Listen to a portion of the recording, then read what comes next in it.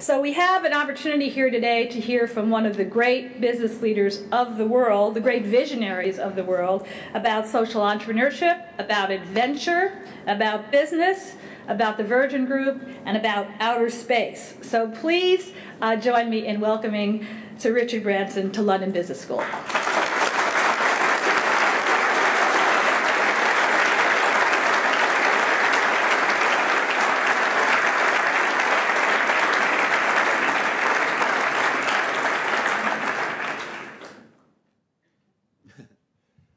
Well, I thought rather than making a speech, it might be better to interact with you and find out what sort of questions you'd like to ask of me. So I think we've got 6 roving microphones, and if anybody'd like to throw out some questions, I'd be happy to answer.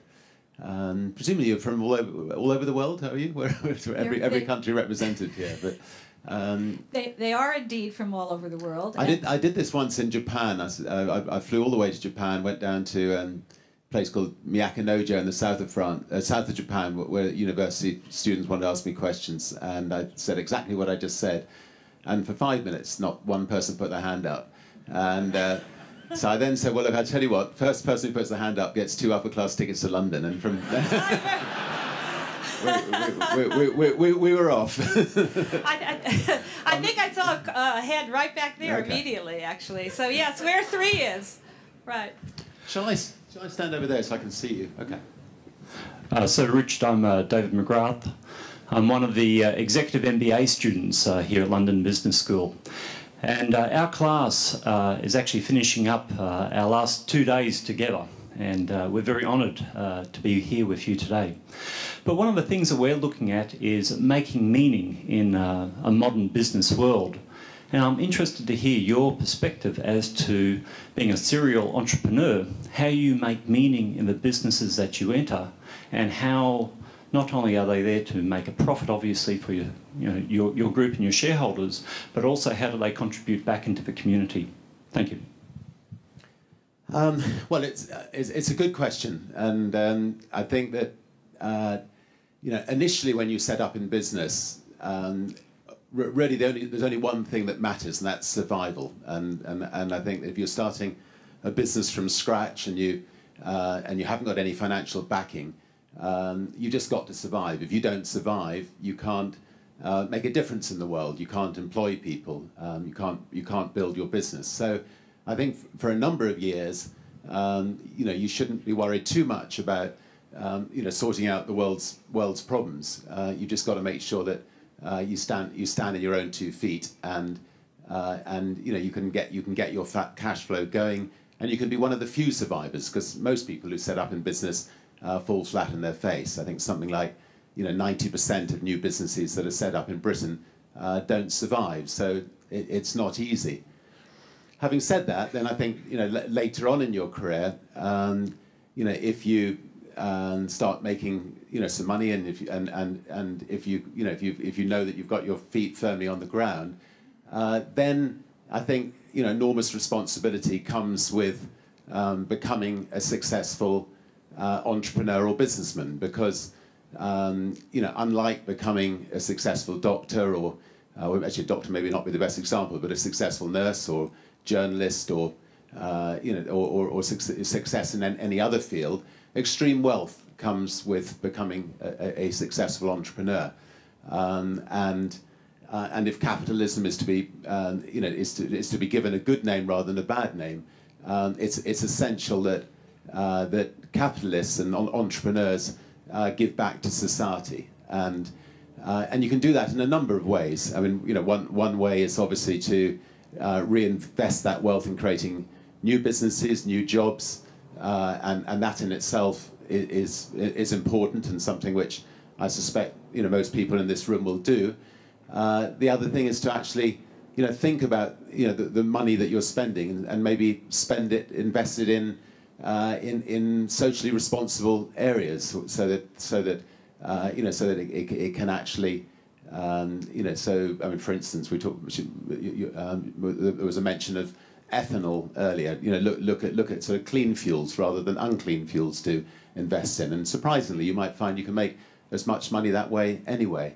And then obviously the third thing is to tackle some of the more fundamental issues that face the world. And a successful entrepreneurial businessman, I suspect, can have more effect in tackling some of the social problems in this world than politicians can.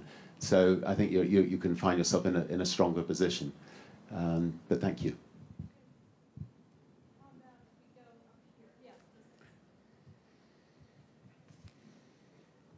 I look for number one, do I? My name's Patrick Moore. I was at the school, left in 1999. It's really developing a theme. You mentioned ethanol. I'd be very interested to hear more about how you're getting on with the bioethanol and whether you're looking at other biofuels, biodiesel, that sort of thing. Just that. Yeah, I mean, I'm in the airline business and I'm in the train business, and we obviously do our fair share of damage to the environment.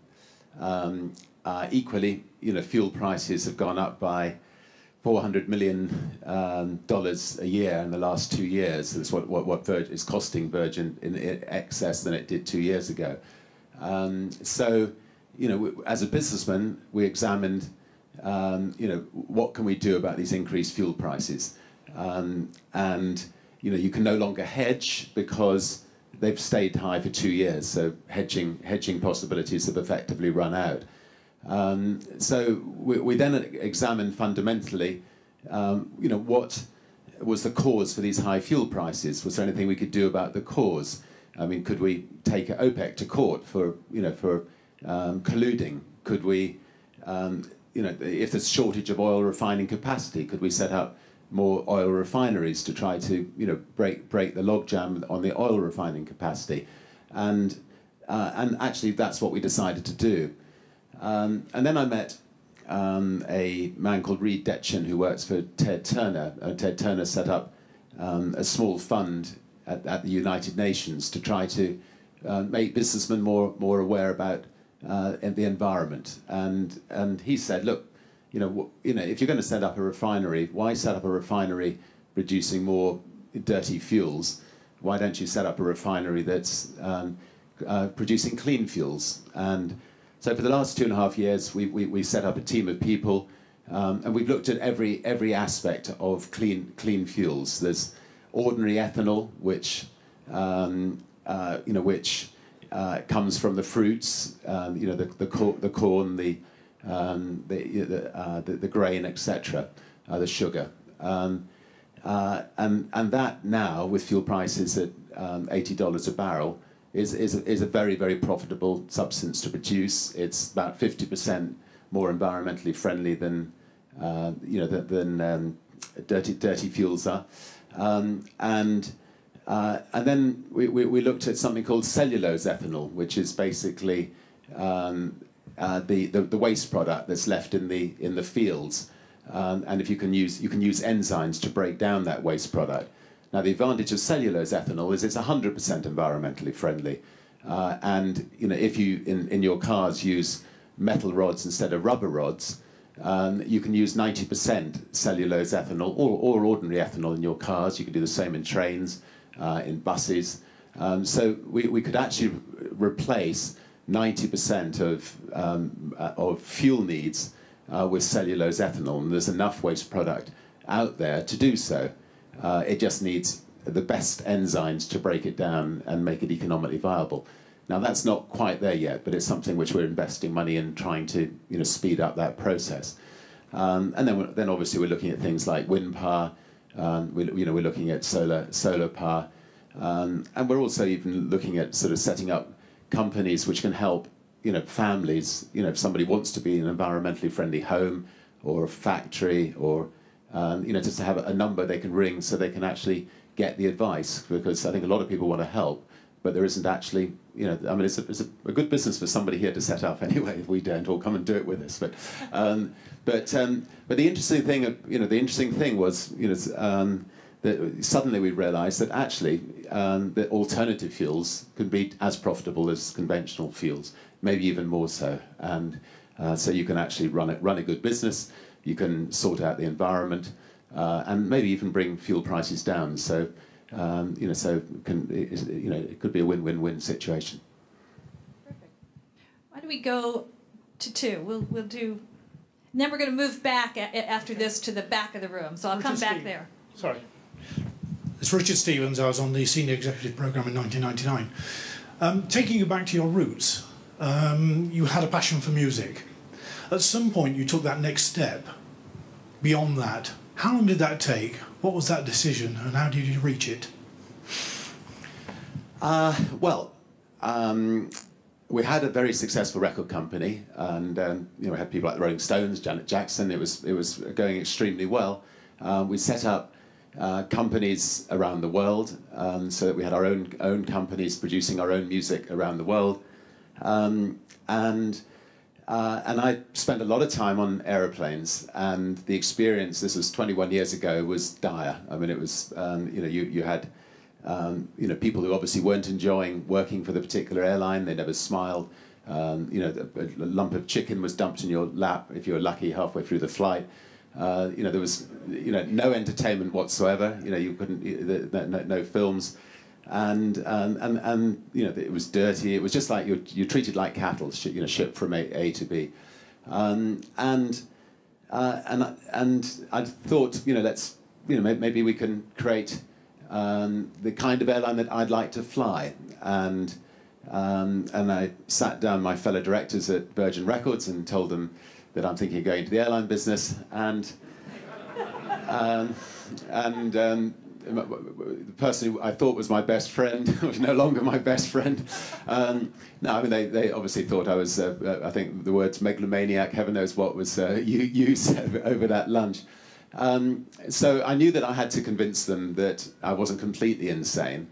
And I'm sure that at the London Business School they teach you about protecting the downside, trying to make sure that that any move you make is not going to bring everything collapsing down around you. So I rang up Boeing and said to Boeing, "Do you have any second-hand 747s for sale?" And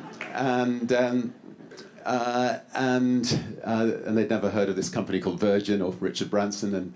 And anyway, I managed to do a deal with Boeing. I said, BA dominant in England. There's no other alternative competitor.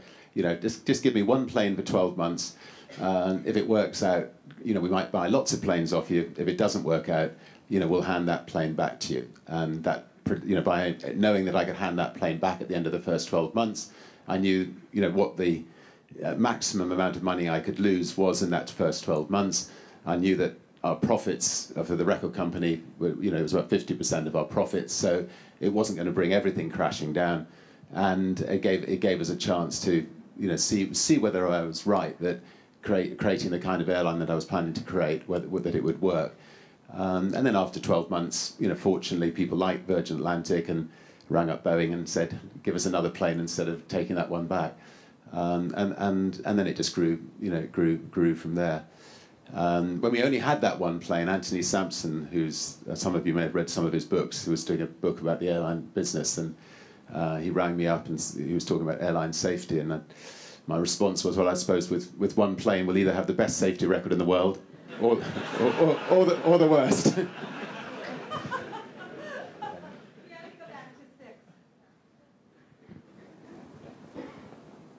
Hi, I'm Peter Conlon. I'm in the first year MBA class. One of the greatest things you've been able to create is this tremendously powerful brand. When that started, that sort of started as sort of a low-cost, sort of alternative, almost anti-establishment brand. How have you been able to develop that over time to take it up to be applicable to luxury products? Because you now seem to have the full spectrum of products in your sort of portfolio.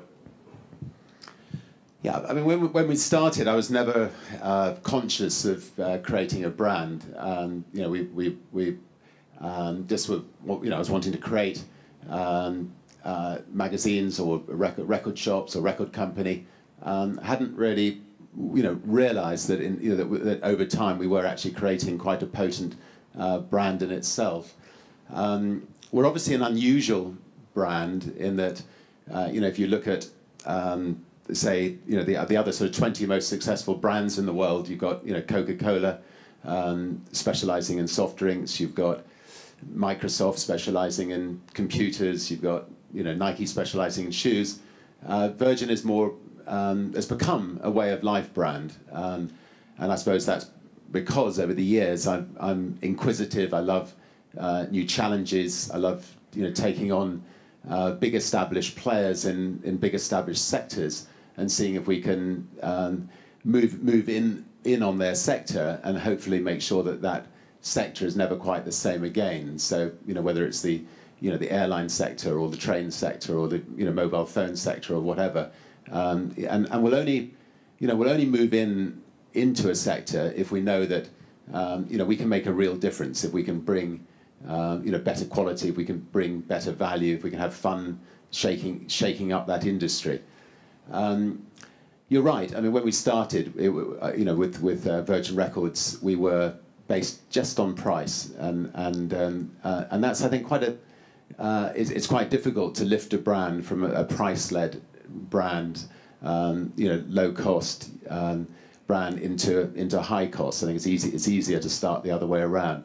But in time, I think things like Virgin Upper Class product, where in the airline industry we stood out as offering, the best business class product, that helped sort of lift the brand. I think we're now perceived more as a brand that's gone for quality, but offering good value rather than say an EasyJet, which has really gone for low price right across the brand. And it's easier, I think, if you've got a brand that is synonymous with quality to then offer good value as well. But thank you.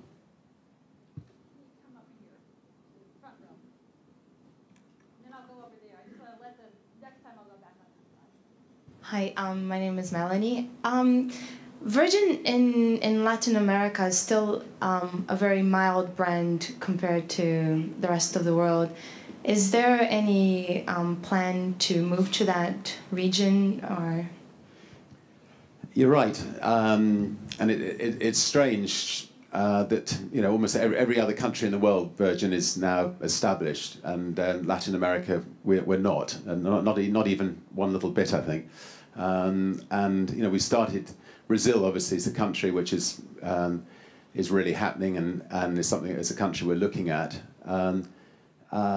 But often often the way we've actually get going in the country is an individual or some individuals from a particular country come to us, and they say, well, we can take a particular business that Virgin's doing there, and and if we like the individual, we'll say, well, go ahead and get on with it. So come and see us.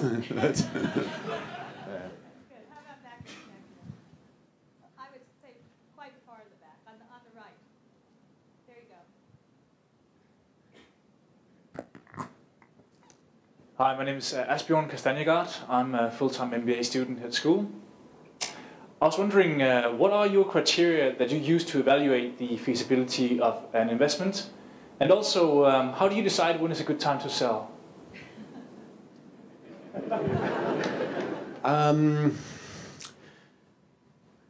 Well, with Virgin, our brand is incredibly important to us. So we won't go into a new investment unless we think it can enhance the brand, and unless we think we can make a real difference, as I said earlier, in that particular sector that we're going into, and unless we think we're going to actually enjoy it, because I mean, you spend so much time working, you might as well have a good time.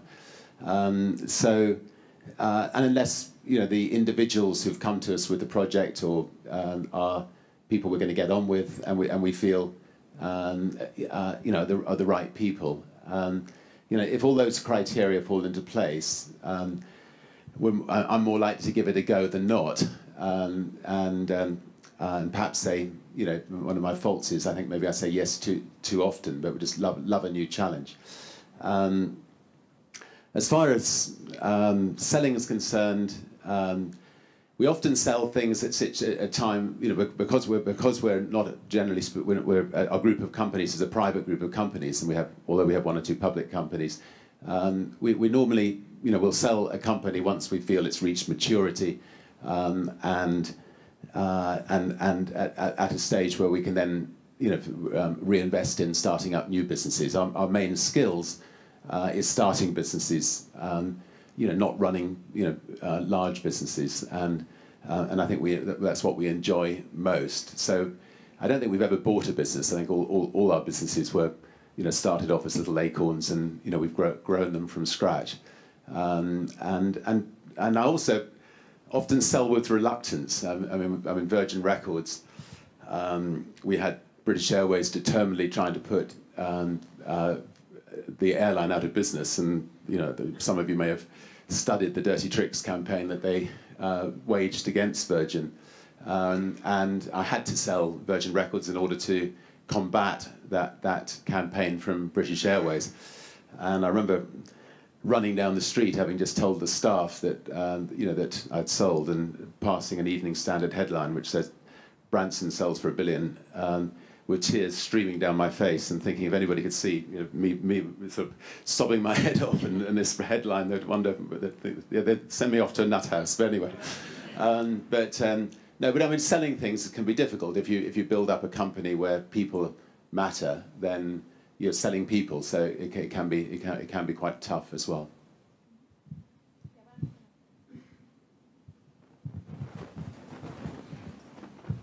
Hello, I'm Claire Thompson. I was on the Sloan programme in 2003. Just following on from that, how do you keep control of the brand, especially if you're selling off businesses? And secondly, have you ever found yourself in a situation where the brand might have been damaged by something going on that you had no control over?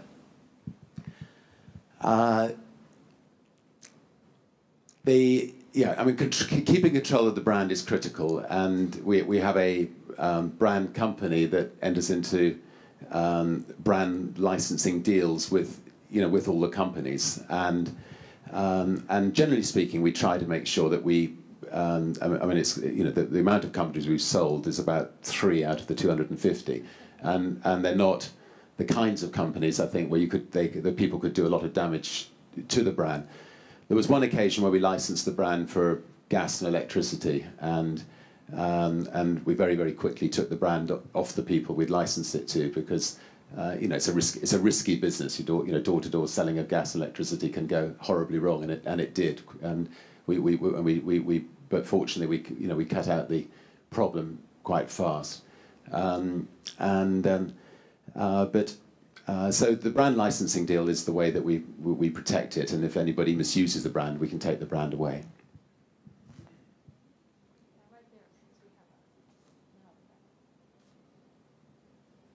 Adrian Gannon, former student, current staff member.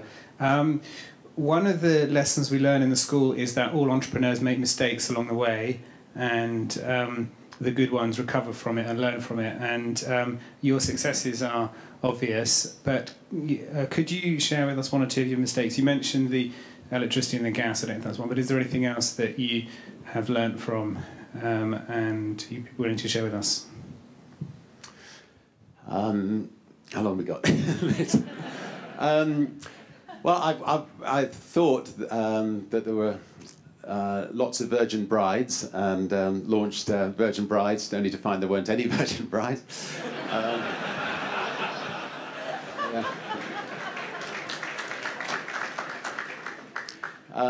When AIDS loomed its ugly head about 15 years ago, Durex dominated the British market, and they had about 99% of the market, and they were spending no money on advertising whatsoever. And so we thought the only way of encouraging people to wear condoms was to launch a condom company where we pledged all the profits back to good causes, and also to promote the use of condoms. And so we launched something called Mates.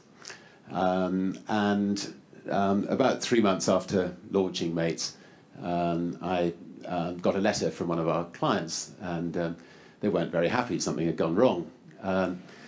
So I sat down and I wrote a long letter back, apologising profusely, and 9 months later got beautiful letter with a lovely picture of a little girl asking if I'd be godfather. Anyway, we now have a lovely 12-year-old goddaughter, and she's growing up well. So sometimes when things go wrong, there are the good things that come.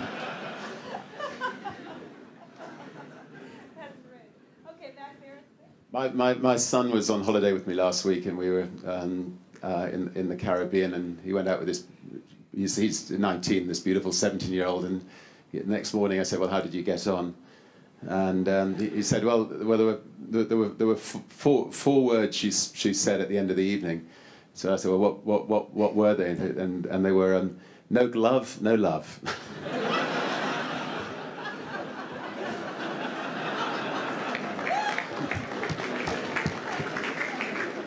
Actually, I think it would be quite a good name for a brand of condoms in the Caribbean, but anyway.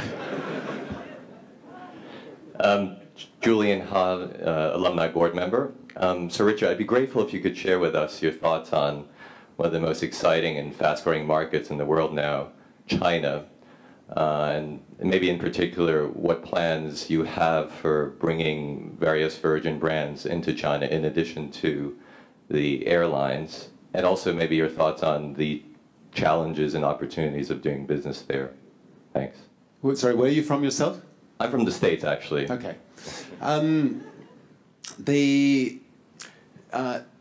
Yeah, I mean, Virgin's always, apart from maybe South America, treated the world as one country, and you know, we've got a brand which we never planned it that way, but you know, fortunately, it works on a global basis.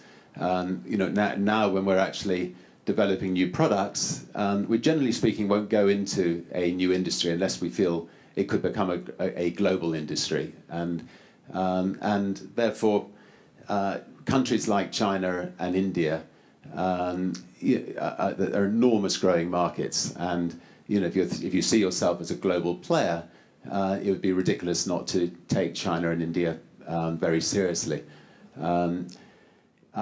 China is more difficult, I suspect, than some overseas countries for non-Chinese people to invest in, and you know, we've set up our own team of people in China. We're about to launch into the mobile phone business in China. You know, we fly to China, to Shanghai, and you know, based on how well the mobile phone business goes in China, I'm sure we'll develop other businesses there.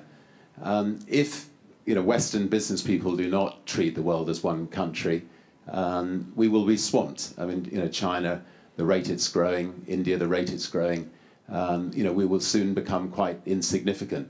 The only way for us to stay significant is to actually, you know, be in there participating and growing companies there.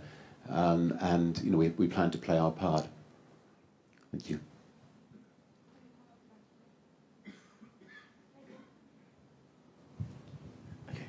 My name is Wande. I'm on the Masters in Finance, currently in the school.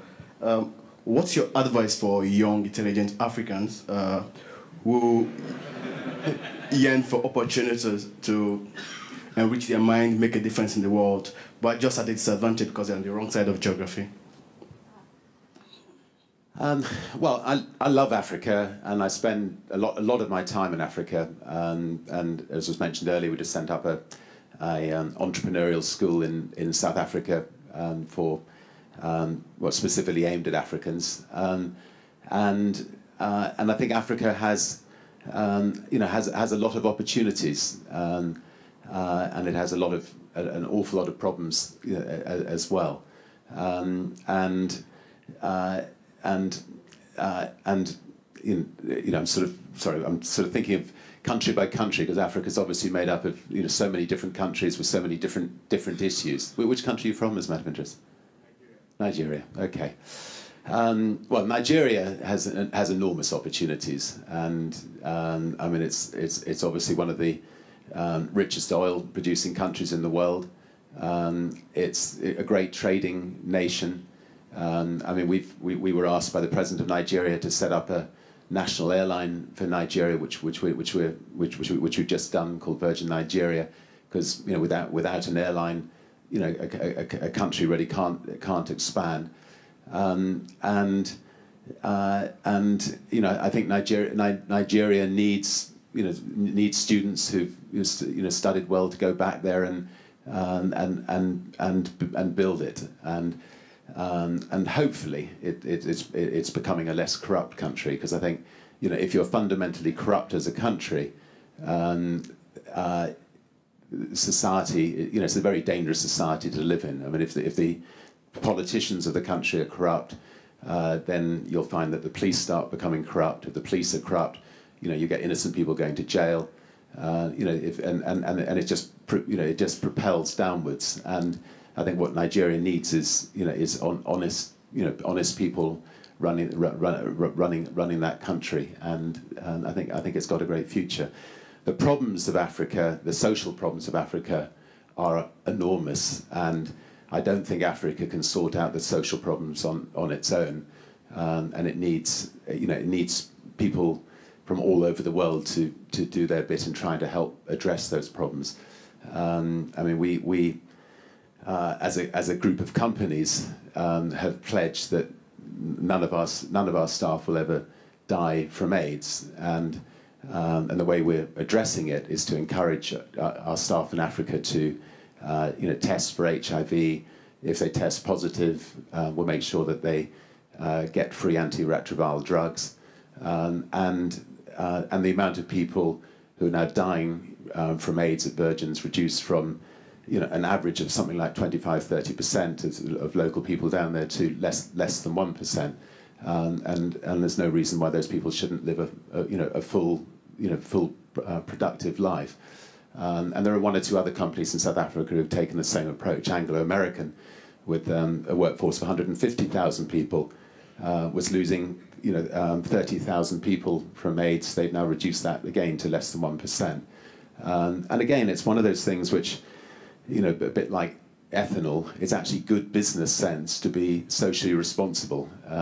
If you're losing 30% of your workforce, it's immoral, but it's also means that people are going to be out ill. They're going to be going to funerals. I mean, it's a miserable existence. And I think one way of addressing the problems of Africa is for every single business to pledge that they will look after their own people, and then to try to persuade other businesses to do the same. And at least that that's a start. But there's a long way to go there. I think also that in Africa, entrepreneurs can play a part alongside the charitable organisations in coming up with new approaches to problems like malaria. I mean, malaria, kills 2 million children and pregnant women a year, and yet malaria needn't and shouldn't exist. I mean, it's just this tiny little mosquito that spreads it, and the West got rid of malaria by using DDT. The moment they got rid of malaria, they effectively got DDT banned in Africa, and now DDT is not sensible to spray it all over the environment, but if you actually paint it on inside your houses, there's no environmental damage. It kills the mosquito, and you can wipe out malaria in Africa, and it just takes properly organising. But anyway, good luck.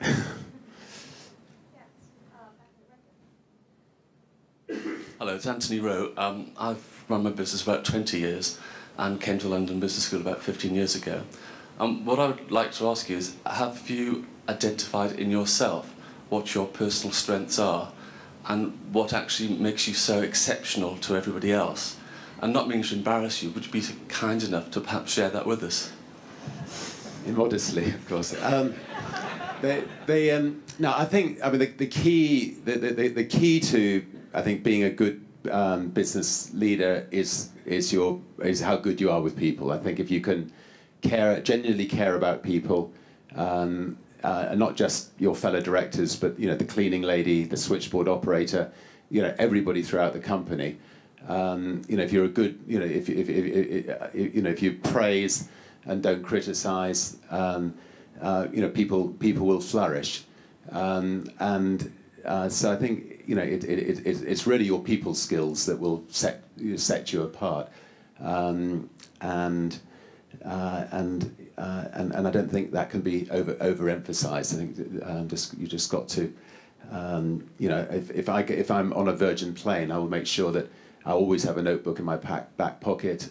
Make sure I get out and talk to all the staff. If they've got issues, make sure I don't just hear the issue and not write it down. Make sure those issues get written down. Talk to the passengers.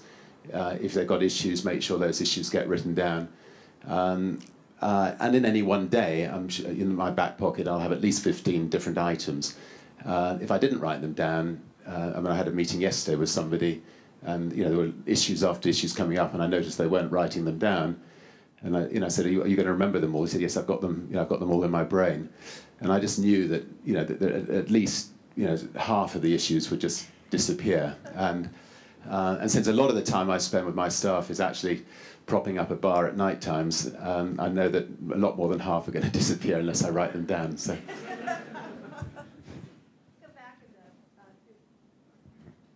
So Richard, Francis Tan from this year's Sloan program. I'm from Singapore.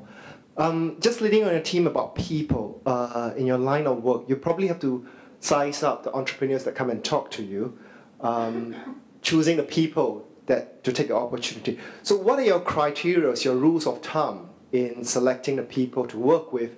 And in interviewing them, what's the single most important question that you'll ask?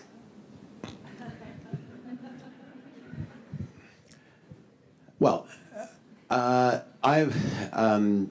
a great believer in promoting from within the company and not necessarily from promoting without. We do on occasions bring people from outside, but the advantage of promoting from within the company is people from within the company know that they've got a chance of growing with the company, and it can be quite demoralising if you keep bringing people in from outside above people. And so by the time we've actually promoted somebody, we know their weaknesses, we know their strengths, and it's very rare you actually make a mistake. On occasions we bring people from outside. I used to interview people. I'm not sure I was that good at it. I always started ending up apologising for being such a bad interviewer. Again, I mean, if I'm doing the interview, I just want to be sure that that they will be good. They will be good motivators of people. That they'll get around them managers who care, and that's my basic criteria. There are other people at Virgin who I'm sure will be looking for different kinds of skills, but that would be what I'd be looking for.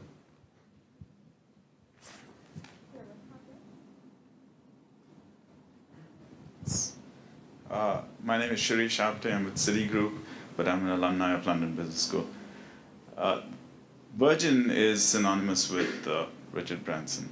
So I've always wondered how you persuade your board of directors to let you go up in a hot air balloon for extended periods of time over expansive water and things like that. I just make sure that I own the company. So.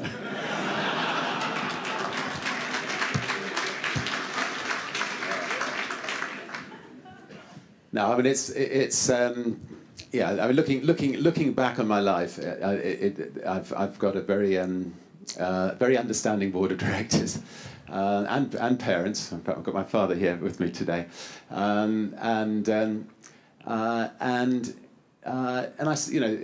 it was, in some ways you could say, it was quite selfish what I was doing. I mean, it was magnificent, and it put the Virgin name on the map on a global basis, and it was I thoroughly enjoyed doing it. But I was lucky to survive, and I'm very lucky to be here today. And we came very, very close not to surviving on a number of occasions. Whether I do it again, if I live my life again, I'm not sure.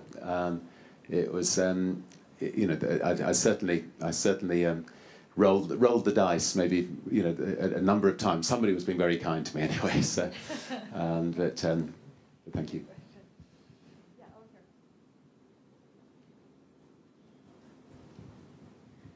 If I could just take you back to that question, sorry, Faisal Gwadri, Financing Entrepreneurial Business course. The question about selecting people. I mean, you're very interesting answer the context of Virgin as it is today. Question. If I could take you back to when you were starting out, and choosing your initial team, the people you were going to build your business with, how did you go about that? And in hindsight, what would you have done differently, if anything? Well, I was 15, 16 years old at the time, and it was basically just looking for anybody who was willing to work for nothing and pay me rent for a bed on the basement floor, which was literally almost what it was. So, and if I met a Dutch girl, she'd become, I would appoint her the Dutch foreign editor of my magazine. If I met a German girl, she'd be the German editor.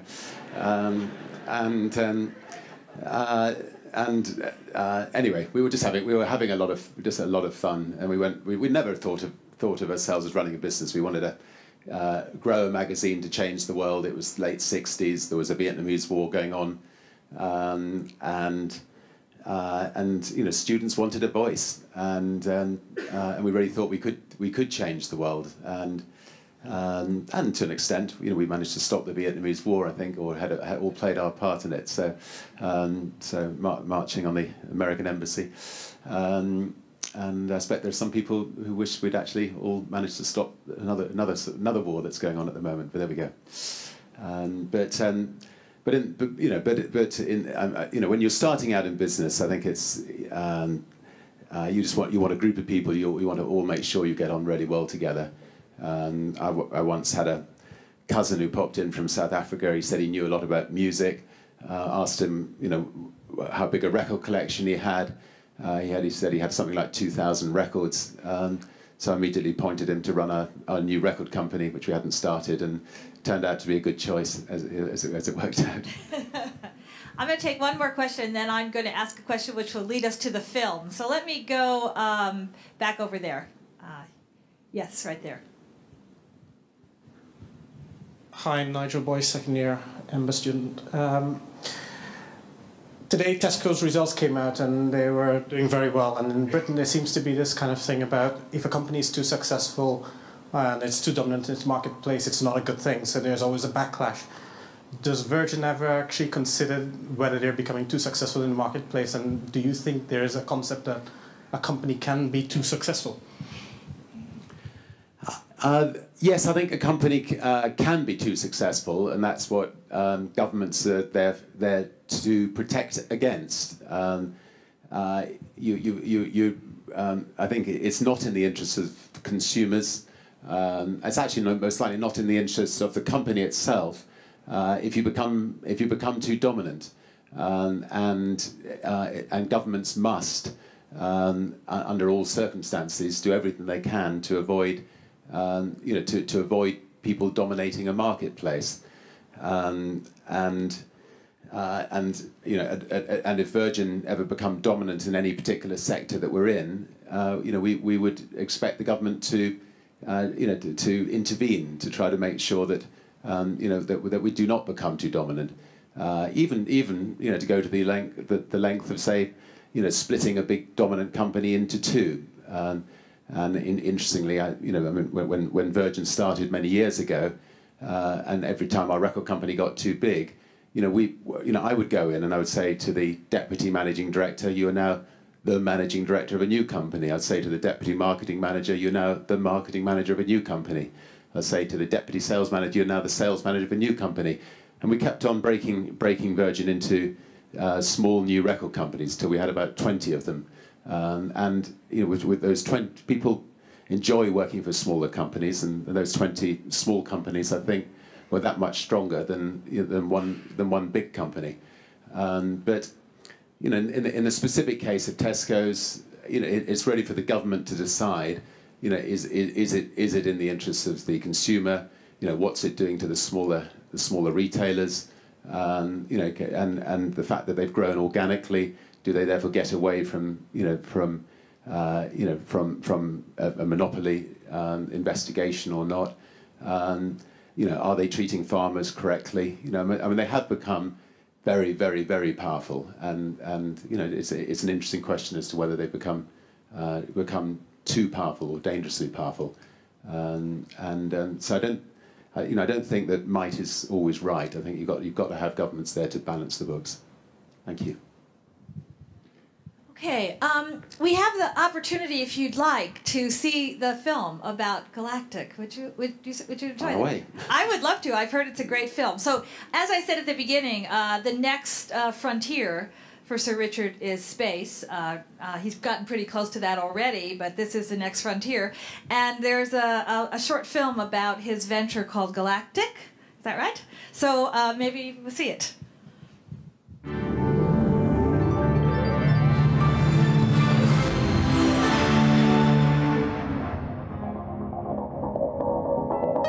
We've been fortunate enough to have achieved some pretty extraordinary things at Virgin over the years, but perhaps none quite as amazing as what you'll see in the next few minutes.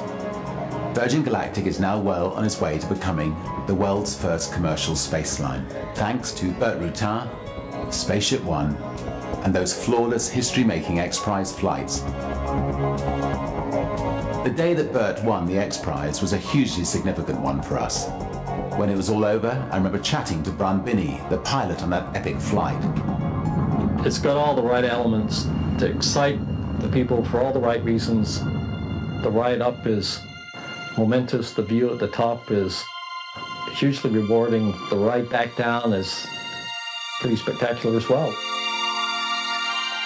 The pictures are pretty dramatic, but the eye is so much more dynamic. You combine that with the other things going on, the weightlessness, it's pretty wonderful. The rocket motor ride is pretty memorable as well. You're not going to soon forget that, especially ignition. You know, you get 3 Gs on your back instantly when it lights. And boy, that first 10 seconds, about the most dynamic flying I've ever done. When you look out the window and you see the curvature of the Earth and you can see the edge, along the edge of the Earth, you can see this thin blue line that is the atmosphere. And the colors and the textures on the ground, and it's just, it's a mind-blowing thing to see. It really is. I mean, I'm sure everybody who's been in the shuttle or on the space station knows the same thing, but I'd never seen that before, and it really, really was a remarkable experience. We have the right technology, we have committed the funding, and importantly, we bring an enormous amount of operational expertise that comes from years of carrying millions of passengers in comfort and safety on our aircraft and trains. Every day, people from all walks of life and many different countries are making reservations with us to experience space for themselves. Our first Virgin Galactic astronauts will be booking their own place in history as pioneers of a new space age. We are in the process of optimizing, absolutely optimizing the experience that you will have when you fly in space. And it's just going to be fabulous.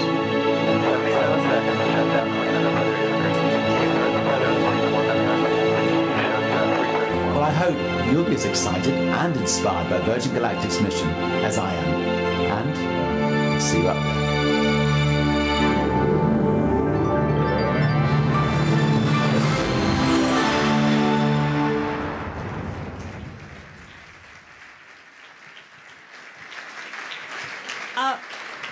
I suspect you're all going to have to work very hard, please. We're selling tickets now. When's the launch date? When's the first ride? 30 months' time. 30 months? Yeah. 30 months, all right. My dad's going. You are coming, aren't you, Dad? He's on sticks. You won't need sticks up there, right? He's training as an astronaut now. Anyway, we want to give a tremendous welcome to you. Thank you so very much for being with us today. As I said, you have been someone who the students have wanted to have for a long time. We're very proud that a couple of our students this year have joined Virgin Unite. I'm sure some of our students will sign up for this. I don't think I will, but I do actually believe... As long as you fly Virgin Atlantic, it's your promise. I will do that. I will do that. I will continue to do that. But I wouldn't normally believe in the mission of space as a consumer product, but under Sir Richard's leadership, I do believe in it. I do believe it will happen. So thank you very much for being with us. We have some small traveling clothes for you, which maybe we'll see on Virgin. No, this should... What are you saying? This should work well. This should work perfectly.